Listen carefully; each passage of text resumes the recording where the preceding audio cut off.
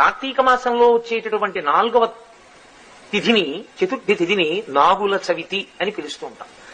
నాగులను పూజ చేస్తారు ఆ రోజున. పావుకి పూజ.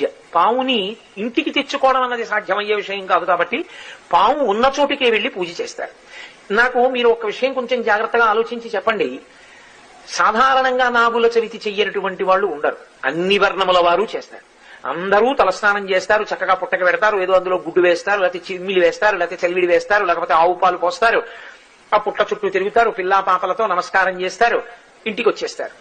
పావుని పూజ చేసేటప్పుడు ప్రకటనంగా ఒక మాట అడుగుతారు పుట్ట దగ్గర నిలబడి. ఎందుకు అడుగుతారు అంటే దానికి కారణం ఉంటుంది. నాగమును దేవతగా భావన చేసి పూజ చేసి ఆ పుట్ట దగ్గరికి వెళ్లి అది తినే పదార్థములను ఆ పుట్టలో సమర్పణం చేసి ప్రదక్షిణం చేసి నమస్కరించి ఆ గోవుని అక్కడ ఉన్నటువంటి ఆ పావుని ఒక విషయం అడుగుతారు. లౌకికంగా చాలా